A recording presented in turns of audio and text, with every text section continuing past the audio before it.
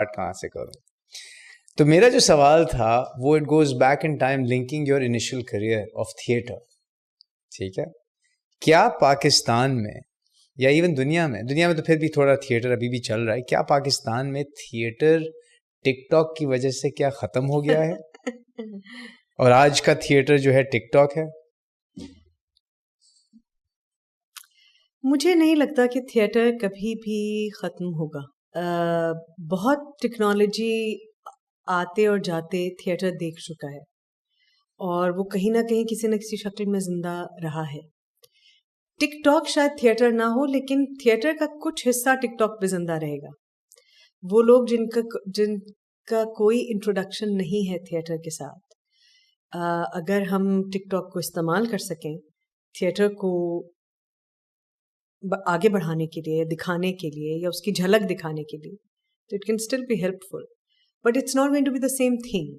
ٹک talk کی not become theatre, کیونکہ theatre میں ایک جو سب سے امپورٹنٹ چیز ہے, اس کی کوالٹی تو اپنی جگہ ہے, وہ اچھا ہوگا برا ہوگا, اس کا کانٹینٹ کیا ہوگا, وہ پرفارمنس کیا ہوگی, جگہ کیا ہوگی, that is besides the point. ان سب کو بالائے طاق رکھتے ہوئے سب سے اہم چیز جو تھیٹر کی ہے وہ ہے کانٹیکٹ. ایک اسپیس کے اندر ایک ایموشن ایکسپیرئنس کرنے کا ایکسپیرئنس, وہ کہیں اور کسی چیز میں, سنیما میں آپ کو پھر بھی ملتا ہے, ٹیلی ویژن میں بھی تھوڑا بہت, لیکن یہ جو سینرجی ہے نا between the actor and the audience, جس نے کبھی تھیٹر میں ایکٹنگ نہیں کی اس کو ٹینجبلی سمجھانا بڑا مشکل ہے. کہ جو اسٹیج پہ کھڑے ہو کے جو ایموشنل یا لیٹس سے ڈلیوری دینا ہے اپنی جو آپ کی اسکرپٹ کی, وہ آڈینس کے ساتھ کس طرح کنیکٹ کرے, بٹ وہ چیز تو ٹک ٹاک پہ بھی ہوتی ہے. Not really. If you've ever been inside a theater auditorium,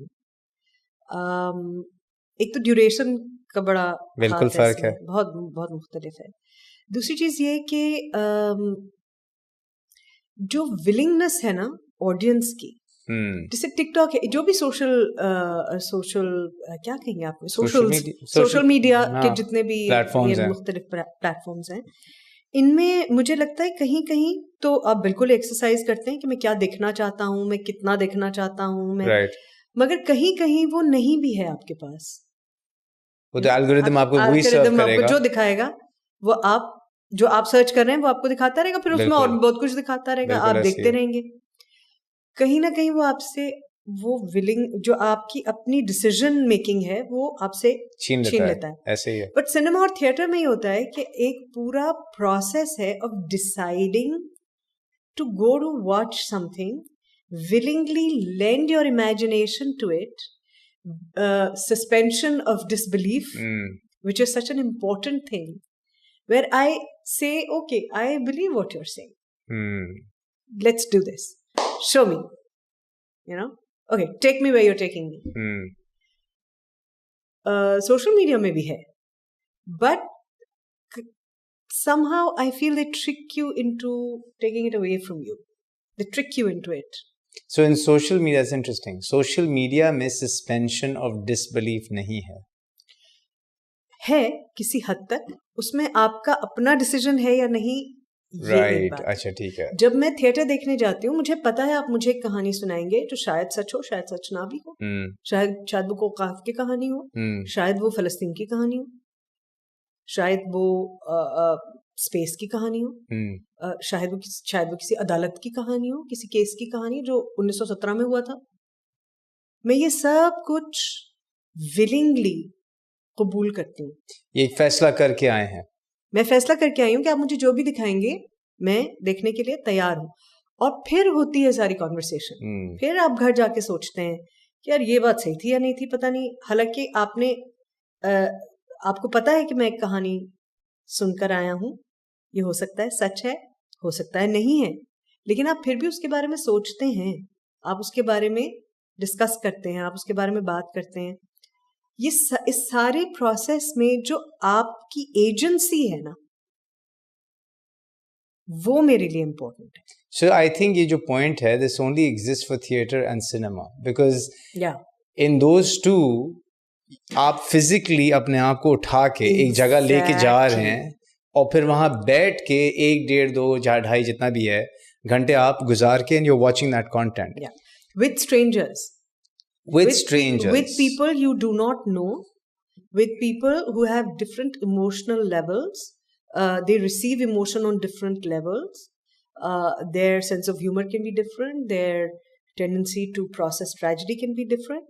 It can be اتنے ویریڈ فیکٹرز کے ساتھ بیٹھ کر آپ ایک ایموشن ایکسپیرئنس کرتے ہیں, اور اگر وہ اچھا کھیل ہے, اگر وہ اچھی طرح کیا گیا ہے تو اس کو سینرجائز کرتا ہے.